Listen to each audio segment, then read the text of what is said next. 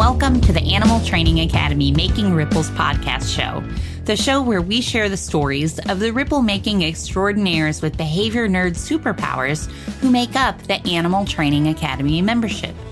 I'm your host and one of the happiness engineers at Animal Training Academy, Shelley Wood from Drop Your Jaws Dog Training in Cape Girardeau, Missouri in the United States. We're absolutely thrilled and grateful to have you here with us today. Make sure you go ahead and hit that subscribe button so that you don't miss a single episode. This show is brought to you on behalf of the Animal Training Academy membership. So if you like the conversations in these episodes, then we want to invite you to continue them with like-minded people in the ATA membership, which you can find out more about at www.atamember.com.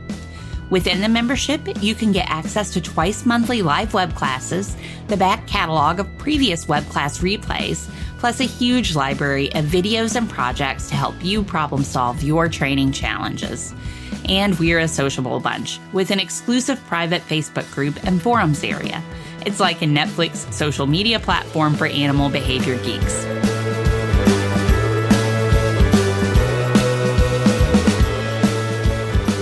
Today we are excited to welcome Samantha Rubio. Samantha Rubio is a horse trainer on the East Coast of the United States in Montgomery County, Maryland. She is currently working as a trainer at a positive reinforcement-based equine behavior and sports medicine rehabilitation facility. She also runs her own training business part-time, taking in training board horses and teaching lessons. Samantha earned her Bachelor of Science in Animal Science and Neurobiology and Behavior from Cornell University. Her equestrian background is in classical dressage. Samantha is passionate about three things in her work: bridging the gap between academic research and real life, lifelong learning through continuing education, and integrating a radical acceptance of human diversity into her training. Her greatest influence over the years has been both her non-human and human learners who consistently teach her how to be a better trainer. Welcome, Samantha. We're excited to have you here with us today. Hi, thank you so much for having me. I'm excited to be here. All right. Well, I am excited to learn lots more about you and would love to just jump right in and get started by having you share with us about your story, how you started working with animals and some of the work that you're doing with them today. Yeah, so I have always surrounded myself with animals from a young age. I was fortunate. My mother has always encouraged and supported my special interest in animals and behavior. Since I can remember, I was at the library checking out books on training. My mother, bless her, was buying me endless books about animal cognition and behavior and ethology.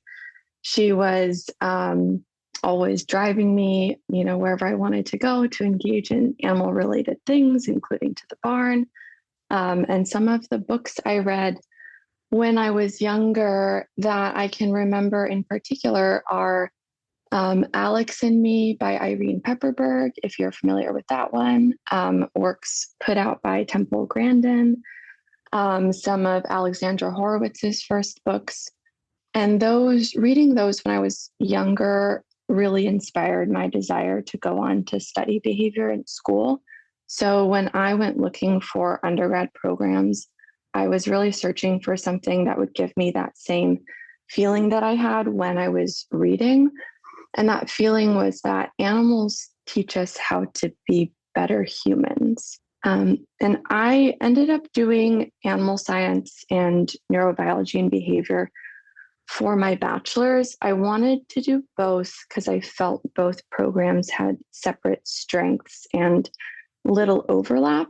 But I enjoyed walking literally from building to building, connecting the dots. And it was also during my undergrad that I was introduced to clicker training because my undergraduate research project was in temp testing and BMOD programs for resource guarding and shelter dogs. And then as far as actually training animals, that has been pretty unintentional. When I was in college, my classical dressage mentor invited me to be part of his associate trainer program. And then at the same time, some people at the barn started asking me to train their horses in exchange for some money. I needed some money.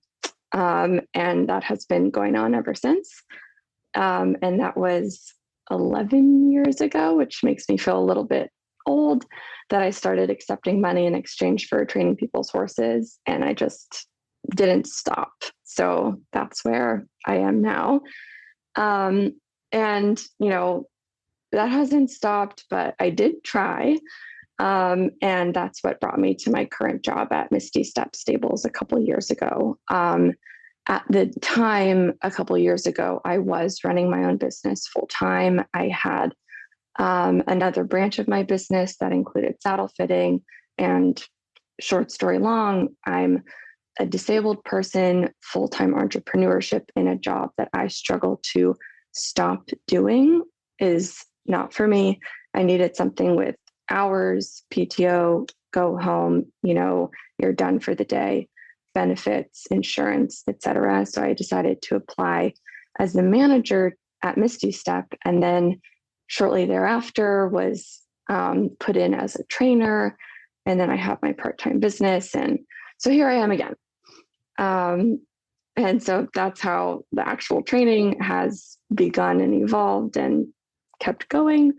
And it's really through my journey with my personal horse and continuing education that I've come to a more specific interest in applied behavior analysis. Because my academic background was in neurobio and animal science, and then a training philosophy that strives to implement most positive, least intrusive, effective interventions. Thank you for sharing all of that. What a fantastic background. I love hearing about the support of your mom, running you around to the different places so you could get that hands-on experience. And also it sounded like supporting all of your educational endeavors too. And loved hearing your shout out to some of your early introductions to animals, including Temple Grandin and Alexander Horowitz. I am not familiar with Alex and Me, so I'm going to have to check that out. Who did you say the author was again? Irene Pepperberg. Pepperberg. Yeah, so she has the Alex Project, and that's what the name of the bird is. And let's see if I can, Avian Learning Experiment, I think is what the acronym stands for.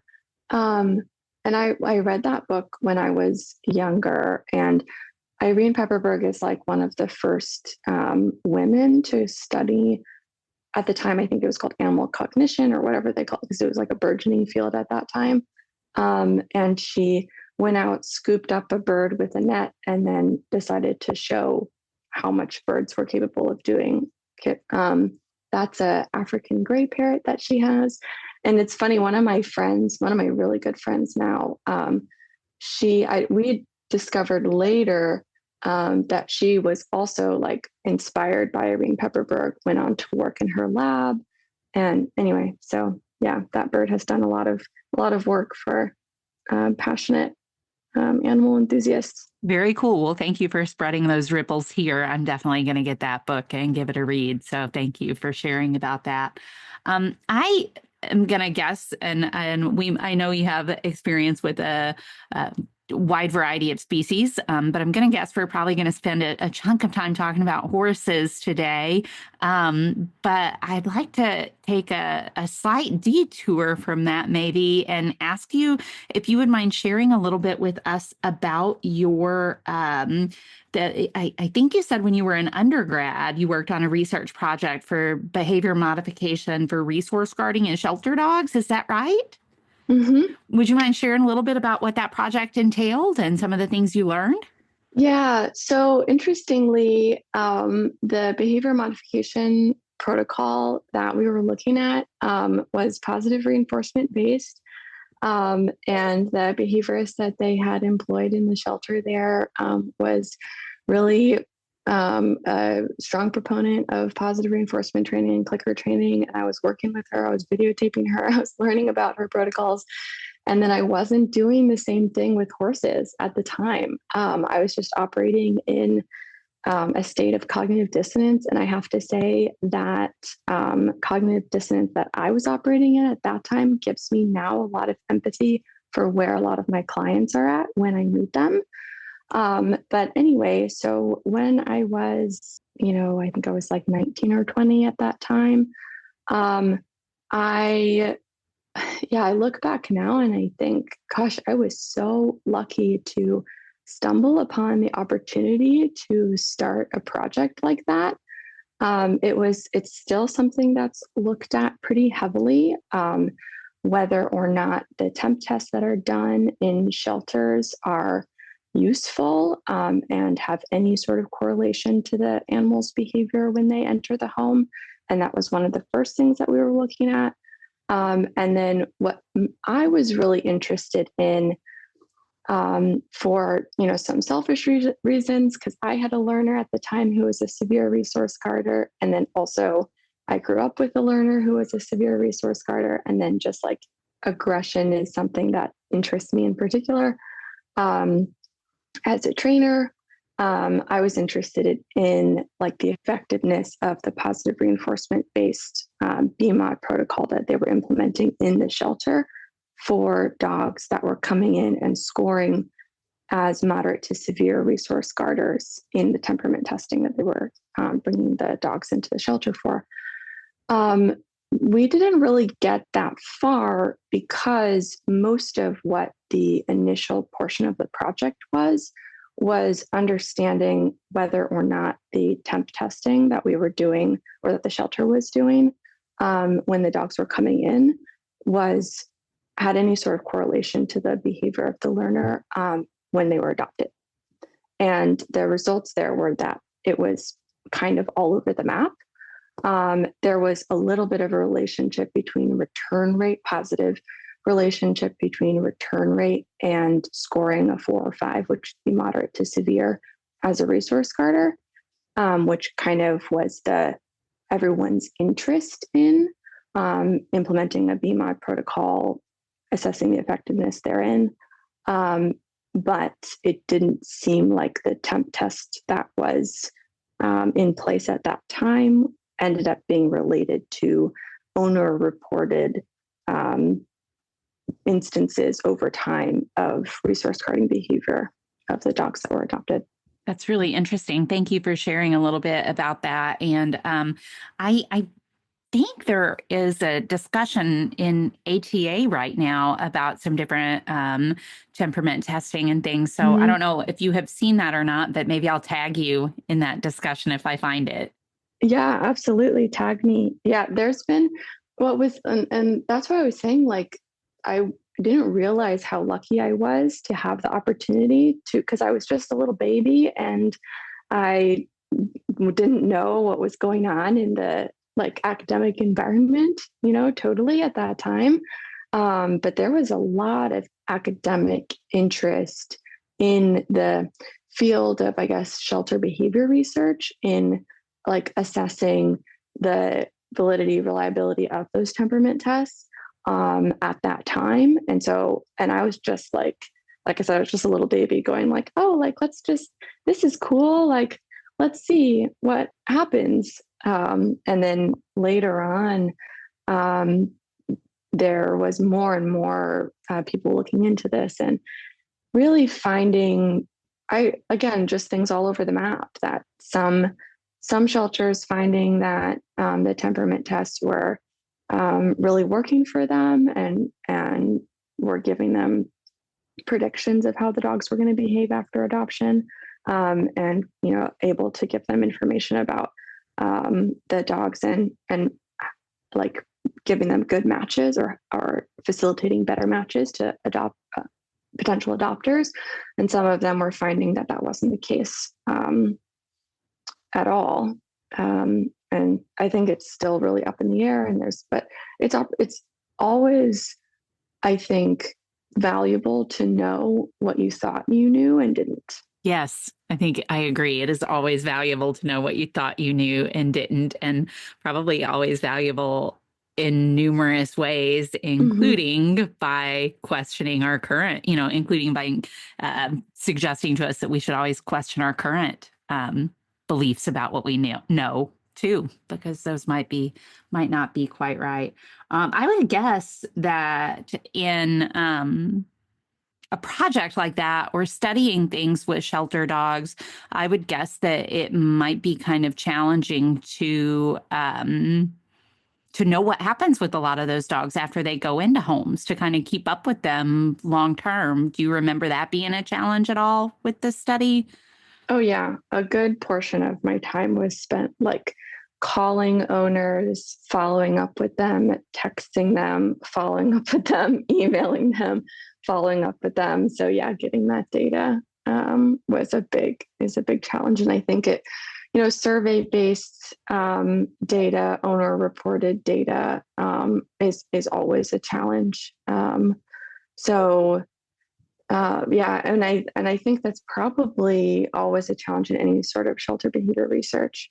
Yeah, something you said when you first started talking about the project that I thought was really interesting was the cognitive dissonance you had when you were involved in that project and involved in that work with the shelter, as to how you were interacting with dogs, and the ideas that you had about dogs versus those that you had about horses. And I think that that's interesting to think about, and something I think that even those of us who are more dog people can probably relate to as well. I know that sometimes we'll see different things happening with different species, and it's easy to be like, oh, but this Mhm. kind of species here, they're very different, and for this reason. And of course, all species are different, but behavior also works the same. The principles of behavior, of course, work the same across species.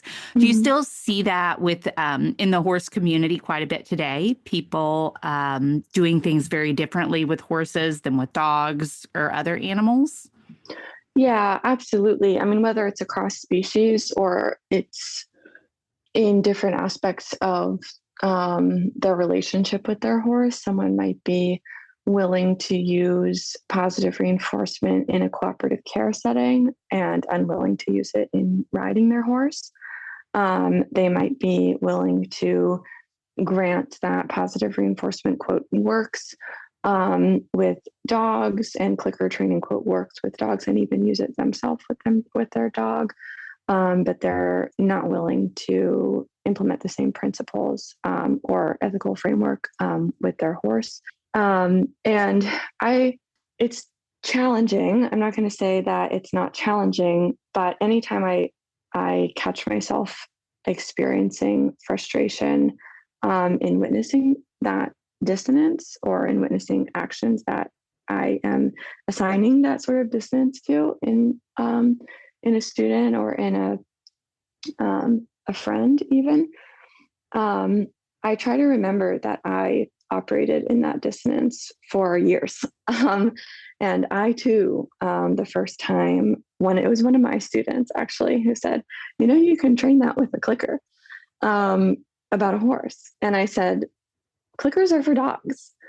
And it took me some time to understand or accept, or whatever was going on in there, where I was thinking to myself, like, because I think part of it is anytime you know better and recognize that you can do better, you have to also reckon with the understanding and acknowledge that you had been previously doing things wrong. And that can be okay, but it's more that you were unintentionally causing harm to an animal that you do love. And it doesn't mean that you don't love them. And it doesn't mean that you are a bad person. It just means that you didn't know, and that you have an opportunity now to do better.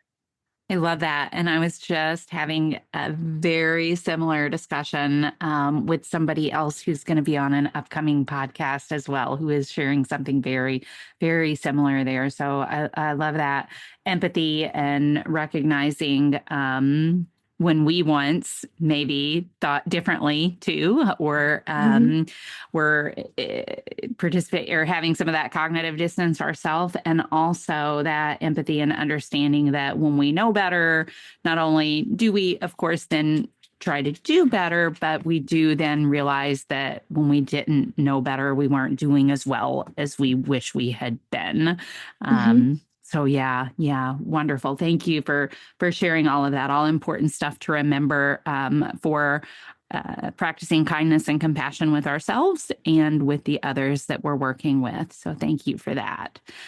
Could you share a little bit about the work? Let's see, Misty Step Stables. Do I have that right? Is that where you're Yeah, working? Okay, yeah. could you share a little bit about the work that you do there? Oh, yeah.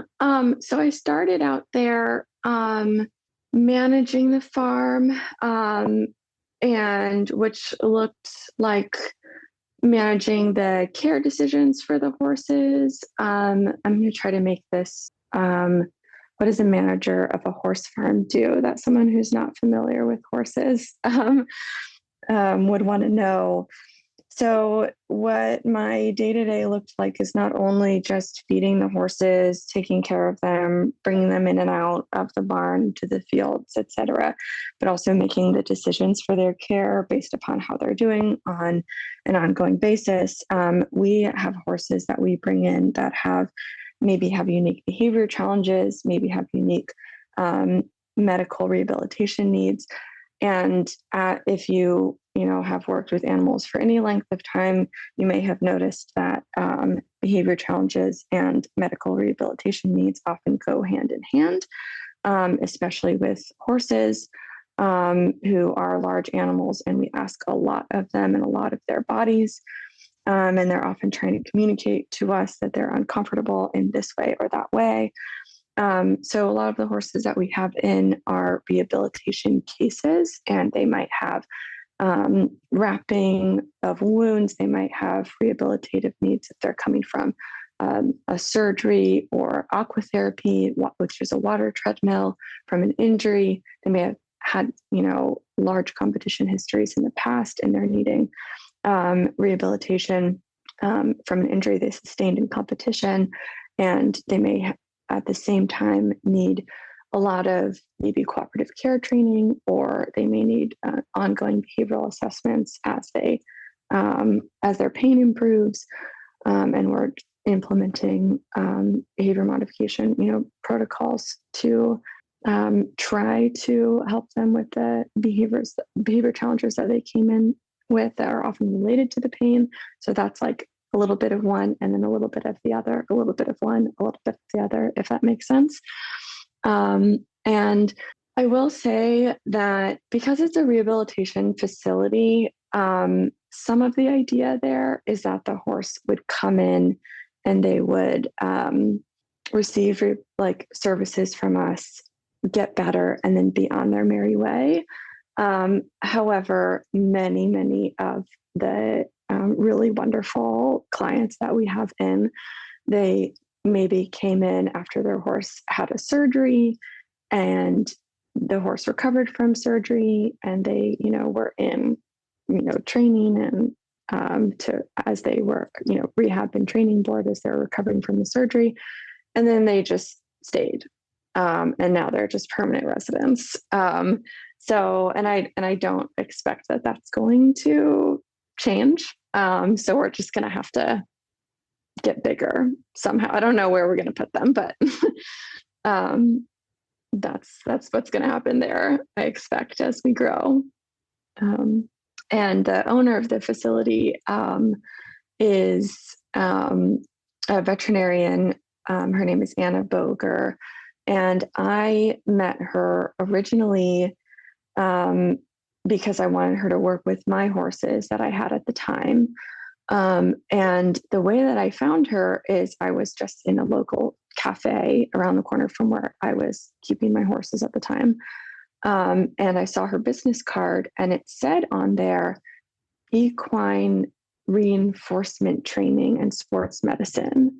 And I was like, I know what that is. That's clicker training that's coded in there because, this is horses and clicker training is pretty new.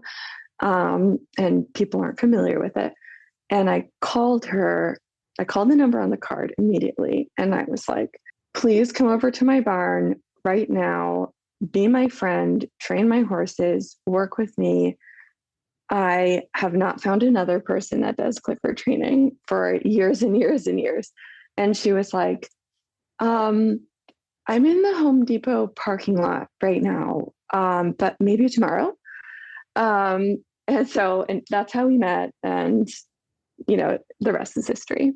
I love that you found her like that, that you two connected. That's wonderful. And it sounds like you all are doing amazing work at the barn, at the facility as well. I love that you're going to need to expand since people just want to stick around even after, it sounds like even after they complete their rehab, Yeah. which is great. What are some of your favorite things that you do there? Um, I would say my absolute favorite thing that I do, both in my job, my position has kind of shifted, or my role at Misty Step has kind of shifted in as I've been there. And now this portion of the job is the responsibility of the new manager who has come in, since I've shifted more into a trainer role. But I also do this for my regular training board clients and also for some of my students that I just teach lessons to. But my favorite part of my job in general is facilitating collaboration between the specialists that are part of each individual care team for each horse. So you might have a horse who, let me think of an individual example. I have a horse in training board with me, or maybe at the facility. We have one who came in for rehabilitation after a surgery, and she has she's probably always going to have a little bit of a mechanical change in her gait because of that. And her owner is also in training with us, and she has some specific goals of taking care of her body in a certain specific way with the way that she trains her horse so that she can enjoy her and maintain her longevity as an athlete for the rest of her life. And she also has GI disease that's going to be ongoing for probably most of her life, unless equine medicine advances in such a way that there's a cure for the GI disease that she has. And so a lot of the time, and those things, those pains that she has in her body are impacting her relationship with the training, and also her ability to do certain things, maybe at a micro level, but also as an athlete over time, or as a ridden horse over time. So a lot of the time, when she has a follow-up appointment with the internist where we're looking at her gut, we'll say, this is the degree of discomfort that she's experiencing when we are feeding her this kind of food, or when we are implementing this management strategy that you had recommended. This is the degree of, or maybe we are giving her this handful of alfalfa before a training session to help her with her gut pain, and this is how that's going. Should we make any changes? Or this is the degree of discomfort that she's experiencing when we tighten up the girth, when we put the saddle on. Should we make any changes to her? Should we do a scope her again for ulcers? Should we make any changes to her management to see if we can make any improvements there? Or the chiropractor might come in and I say, these are the exercises that when I'm working with this horse that she's struggling with, or these are the goals that the owner has now that we've reached this next milestone. And I'm able to have a fairly detailed conversation with the chiropractor, because the chiropractor is, an expert in the axial skeleton, and she's able to talk to me about all of those details. And then I can talk to the owner, and I can talk to my boss, and we can collaborate on the goals for the horse and the horse's well-being, and then how the horse is communicating to us, how she's feeling. And over time, this horse has just blossomed, and she's the type of horse that if you end the training session too soon, she will just stop and say, no, we are going to keep going in the arena. I don't know why you're trying to leave right now. That's wonderful that you have such collaborative relationships with all of those various players involved in the horse's welfare and care. It can does a lot, I'm sure, to go does a lot toward making sure that things are going well for them in all the different areas that you're working on.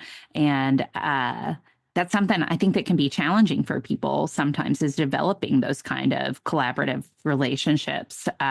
Were those already in existence when you joined the team, or were you a key component of developing those relationships? I think, yeah, that's a really great question. I'm not really sure. I think yes and no, or both. Some of the relationships were already there when I came in, because people that maybe they had their horse already and they had some specialists that they were already using for their horse.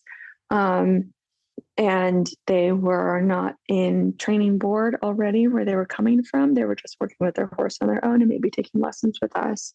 And so they weren't able to have the same types of conversations about, like they didn't notice all of those little details about how the horse is doing coming in and out of the field. They didn't notice all of the details about how the horse is communicating different levels of contentment or discomfort at feeding time, expressions of stereotypic behaviors, things like that. Or maybe it took time for the client to understand what degrees of pain behaviors are or aren't associated with different types of pain and what specialists to ask and things like that. So maybe some of the relationships were there, but the degrees of collaboration were not there. And I would say in the equine industry as a whole, conversations between specialists in particular are uncommon, and that is feedback that I've gotten from my students in particular, that it's something unique about Misty Step, is that we facilitate those conversations between specialists, or we're the liaison between different specialists, or the client and ourselves and the specialists. Or we might connect dots between, a behavior that the animal is expressing in different contexts, or in multiple contexts, and how that might be related to something we can bring up in an appointment. And then maybe that the chiropractor says, I appreciate your bringing that up to us, but that's actually a farrier problem. So you need to ask the farrier, tell me what the farrier says. And so just continuing those dot connections, and then making sure everyone stays in dialogue over time as the training of the horse progresses and as the horse's health improves, is something that I think clients have expressed to me is unique to Misty Step. I love it. I love those ripples that you all are spreading there by developing those collaborative relationships that are so important. So that's awesome. Could you share with us now, whether it's about something at Misty Step or something with your own private business or in your own private life or something else? Could you share with us now about a training challenge that you have experienced, including a little bit about how you worked through it, maybe some of the things you learned from it? Yeah, so of course, I experience a lot of training challenges, so it's really difficult to pick just one. But maybe my favorite is a case of one of my she's a dear friend of mine, and she's a client of mine, has been a client of mine now for some years. And her horse is also, a dear friend of both of us. Her horse is called Rum.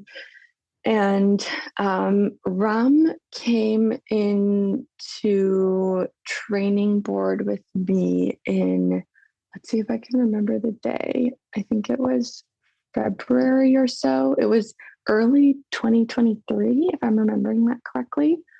And he had come in to training board with me after having been cleared by a veterinarian for full training board. And to his owner's everlasting credit, she had always insisted that she felt that he was experiencing pain and was expressing that pain in his behavior.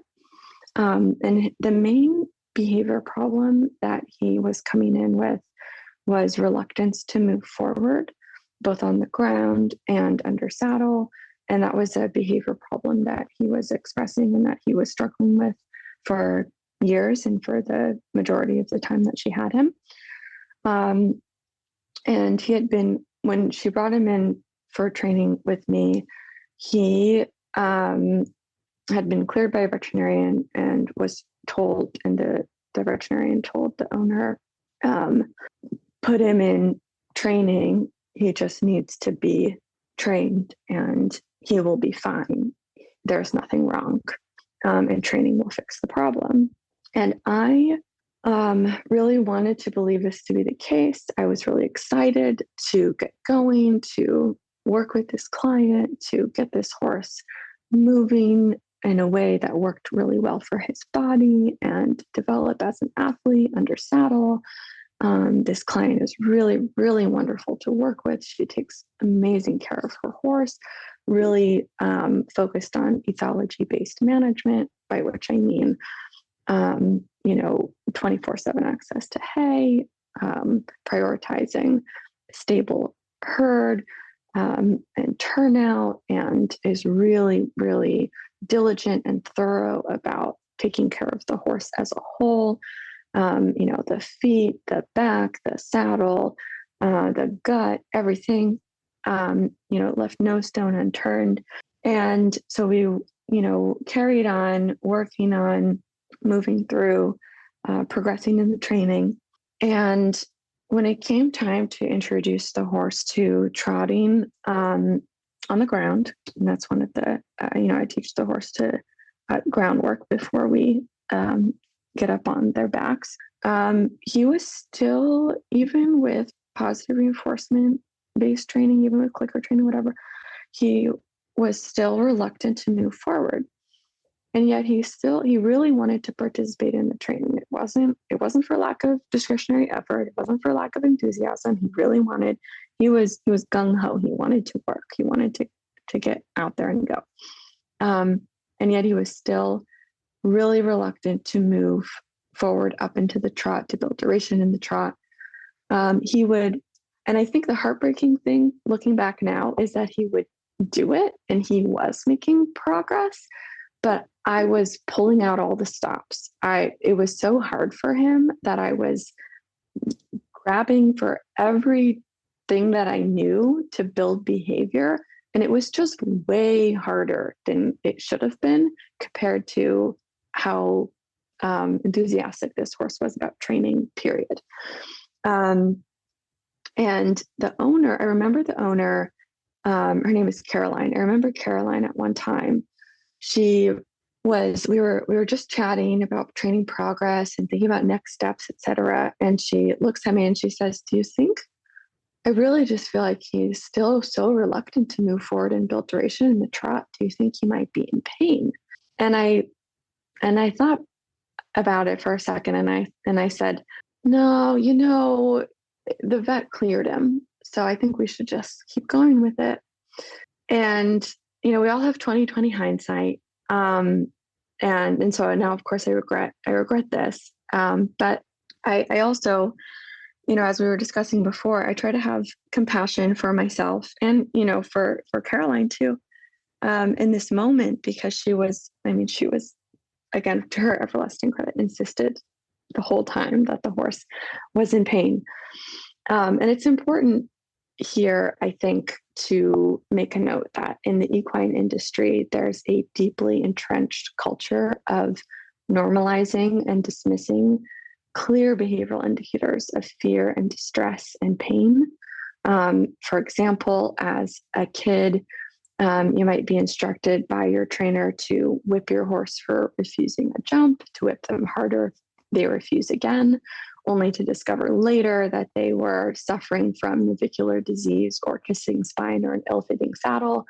Dr. Sue Dyson's ridden horse pain ethogram describes 24 behaviors of the ridden horse in pain. And so many of those behaviors, like teeth grinding, reluctance to move forward, bucking and rearing, and they're all dismissed as normal, or they're blamed as character traits of the horse. And growing up riding horses, when we bring attention to those behaviors, the authority figures in our life, most of the time dismiss those things as character traits of the horse, or they say that's normal girthiness, or the horse is just being lazy because he doesn't want to do it, and you need to be a better rider, and you need to push him and make him do it.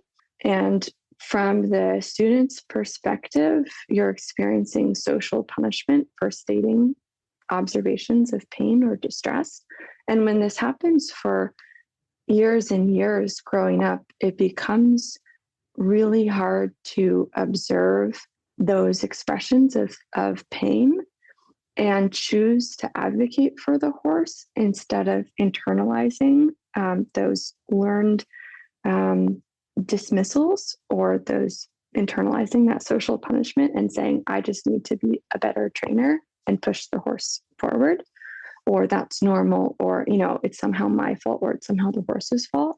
And I'm not really sure what happened between that conversation that I had with Caroline and when I did call Dr. Boger, who's now my boss, but she wasn't at the time. But there were a couple more training sessions in between, and maybe it was Caroline's voice in the back of my mind, or it was some combination of Caroline's voice in the back of my mind and my desire to have a commitment to let go of that culture of dismissing, clear behavioral indicators of fear and distress and pain in horses. But I called Dr. Boger and I said, hey, I think there's something wrong here. And Dr. Boger came out and she did a lameness evaluation on that horse. And he blocked very clearly to the suspensory ligaments. And I have to tell you, she put that ultrasound wand right on the right hind suspensory, proximal branch of the lateral suspensory on the right hind, and it was gnarly. And it was clear that it was chronic, and it was clear that this horse had been experiencing severe pain in that limb for many years. And, further diagnostics, revealed, it was in the other leg as well. And we had, another specialist come in and review the images and recommend some treatments, et cetera. And, I guess from that training challenge, I learned a few things. One of the most important being to always listen to the owner of the animal, because they are the expert in their animal. As much as I might think I know a thing or two about observing behavior, no one knows as much as the person who loves the animal as much as the owner. No one knows as much as the person who's been caring for the animal day in and day out, as the owner.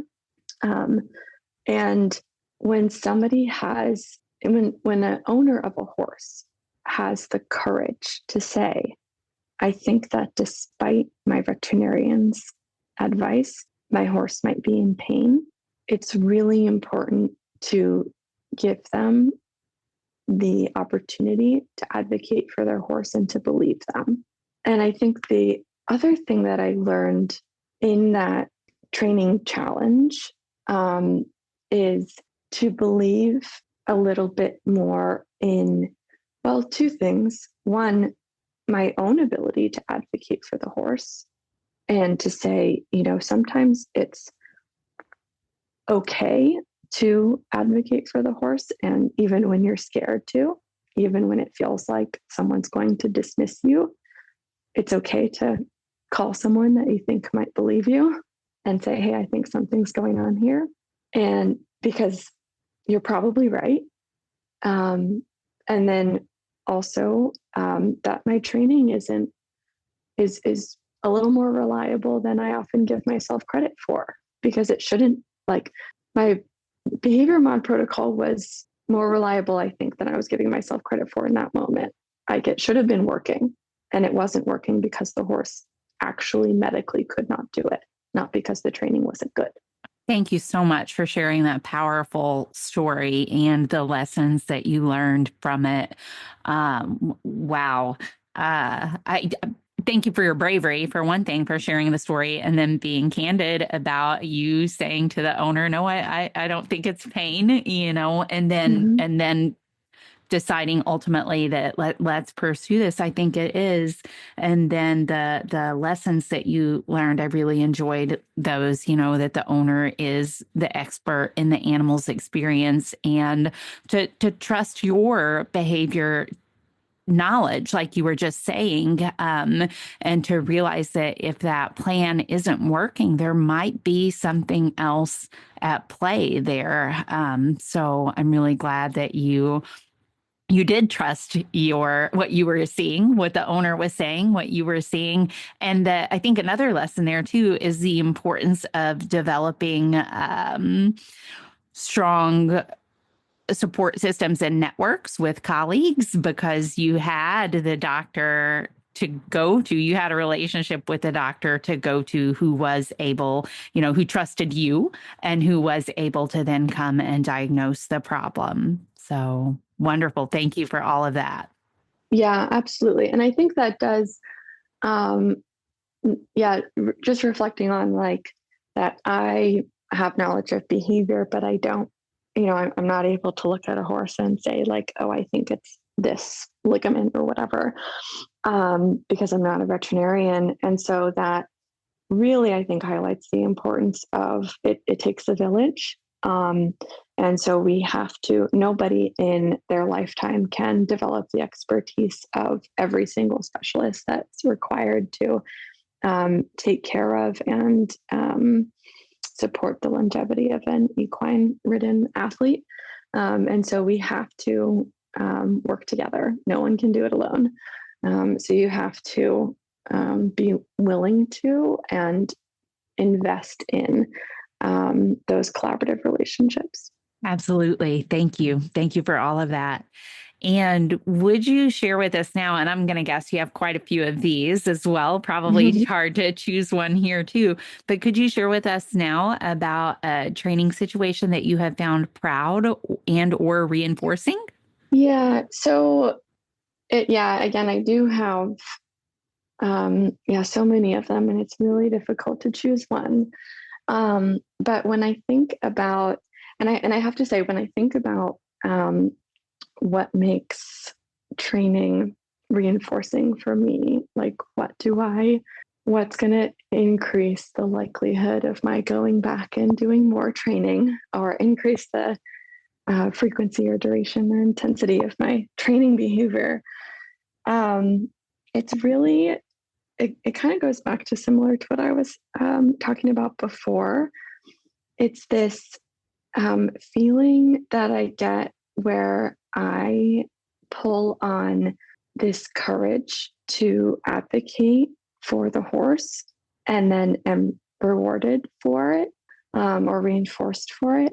So, growing up with horses, I grew up in that culture of the figures of authority dismissing my observations of pain and distress and fear in horses. And so I have that punishment history myself. And and so for me, it takes courage to advocate for the horse, even when I know with what I can see with my behavior eyes that the horse is expressing fear or stress or pain. And when I think about what makes training reinforcing for me, I think about this montage of moments with my students or with colleagues where I have said, hey, I think that horse is in pain, or hey, I think that horse is afraid. or, hey, I think that horse might need to do something easier right now. And the horse is saying that this is too hard for whatever reason. And it took courage for me to advocate for the horse in that way, whether it was like a large way or just like a small moment. And the student, turned around and looked at me and said, "Thank you so much for saying that. I was thinking the same thing, but I was afraid to say it myself. Let's address that right now and make it easier for the horse or make it possible for the horse, or let's look into that if we think it's medical." And a specific scenario that I have a couple, but I think the most salient one that comes to mind is actually a clinic that we hosted at Misty Step Stables if you're familiar with Shauna Karish, who's a positive reinforcement trainer. She's been doing it for a minute now. And she's based in Pennsylvania right now. And she comes over and does clinics with us twice a year now at Misty Step. And I don't remember what year it was that we were doing this clinic, but I just remember looking around and at all of the faces of people who had come to this clinic who were students of mine or students of Dr. Boger, who I knew I had a series of these moments with, where like either they or I had said, "Hey, I'm afraid to say this, but I think that the horse needs something easier or is really stressed and I want to make them feel safer." Or, I think that my horse is in pain. Can we look into this? And not only does it take courage to say that moment to moment, but also to feel like you're the only one saying it is an isolating experience. And to be it was an indoor arena, to be in an indoor arena full of students and colleagues that I know were also committed to that kind of effective advocacy for horses is, I think, the most reinforcing experience I've had as a trainer. That is a great example of something that has been reinforcing to you as a trainer. And I think that there are lots of us who can relate to both the experience of speaking up and being punished for that speaking up. And hopefully there are lots of us who can also relate to speaking up and having that bravery in speaking up, having that being reinforced, having been reinforced in some way. I wonder if you have thoughts for people who primarily have the experience of being punished for speaking up, to work towards setting up situations where they might be more likely to be reinforced for speaking up. How were you able to build that history for yourself of being reinforced for speaking up instead of being punished for it? Yeah, I think, and this might be different for other people. For me, my reinforcement history for speaking up and having a positive experience in so doing came in my experience with my own personal horse, who demanded that I advocate for him, because he struggled for his whole life with pretty severe human-directed aggression. And so the stakes were pretty high. If I did not listen to what he was trying to communicate, it was going to be a dangerous situation for either the person, someone else who might be interacting with him, or for myself. So I had to learn pretty quickly how pretty quickly and pretty effectively how to listen to the horse's behavior. And I would say in learning from that individual, I learned or I experienced that the horse is never lying. They don't have the capacity. I mean, and this isn't unique to this horse. No horse is ever lying. No animal is ever lying. They don't have the capacity for deceit. So if they're saying something, they're telling the truth. And if you can learn how to listen to them by honing your observation skills, you can learn how to be their advocate by saying, I am just stating what I'm observing, and the horse is not capable of lying. I'm just giving you observations. Thank you. Very good advice, I think, to focus on those observations and those objective things that we see when advocating for the animals that we live with. What was that horse's name? Legacy. Legacy. Oh, well, what a beautiful legacy. Yes. Wonderful. Well, thank you, Samantha, for sharing everything so far. You mentioned clinics a minute ago, and I think that that's something that you do sometimes, I think, is host clinics. Yeah. Is that right? Yeah. Oh, yeah. So could you share with us now, like if folks wanted to get in touch, if they wanted to see what kind of clinics maybe you had going on, if they wanted to work with you one-on-one, if they're in the area and they felt that their horse could benefit from Misty Step Stables. Misty Step Stables, is that right? Yeah. How would they get in touch with you for any of those things? Yeah, so Misty Step Stables has a website. Let me make sure I get the URL right. It's just mistystepstables.com. We have some openings. So if you're in the area and you are interested in training board, come on over, and we'll take you right in. That is mistystepstables.com is our website. Our contact information you can find through there. There's a contact form on the website as well, and you can email, call, whatever you want to do. We're on Facebook as well. Misty Step Stables is on Facebook as well. It's just the same thing, Misty Step Stables. No other social platforms right now, although that might become relevant and we might be making other accounts, but we'll post about that on Facebook if we do. And then if you want to contact me as an individual, I do have a page for my training business. It is Ahimsa Equine, AHIMSA. Equine. But the better thing to do is just to friend me on Facebook. My Facebook was originally a personal account, and then, you heard my training, how I got into training at the beginning. So you can just friend me on Facebook. My contact information is on my training business page. My phone number and email and everything is on there. And then you can put it in the show notes as well. I don't have a website for my personal training, just the Facebook. And then, people that know me, and I actually don't know how people find me, but they do. So awesome. Thank you. And thank you again for everything else that you've shared so far.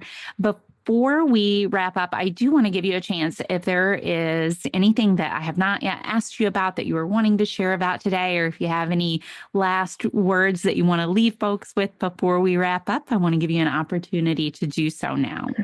Oh, yeah. So I skipped over the part about the clinics that you asked about before. So what month is it now? February. So we have if you're in the area, we're in Montgomery County, Maryland. We have an upcoming lecture series on behavior. It's starting out with cooperative care. So you're welcome to attend any of those that we're doing. Dr. Boger is going to be the one talking on those. We'll have demos as well. The next clinic is going to be with Rachel Dreisma, and then she's collaborating with Tracy Faw Thompson. That's in April. And then we have Shauna Karish coming in June. The list of upcoming events and clinics is at the website, mistystepstables.com. So you can find the list of upcoming events there. And then if you're interested in registering for any of those, you'll just want to contact us through the website.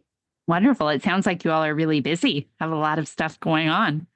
Yes, we kind of operate by the principle of if you build it, they will come, and come they do. So we're happy to host. And if if there's an idea that you have, you're welcome to contact us, and we'll see what we can do. Well, thank you so much, Samantha, from myself, for everybody listening, and on behalf of ATA, thank you so much for taking time out of your busy schedule to share with us today. Oh, it's my pleasure. I have plenty of time to talk about training all the time. We do, of course, appreciate all of you tuning in as well. And if you have enjoyed this episode and are interested in carrying on the conversation about working with the animals in our lives in the most positive, most fun, and most choice-rich ways, then as mentioned at the start of this episode, the Animal Training Academy community is waiting for you. Head on over to www.atamember.com and click on the membership button in the main menu to learn more about what members are describing as the Netflix social media platform for behavior geeks. That's it for this episode, though. Thank you so much for listening. You'll hear from us again soon.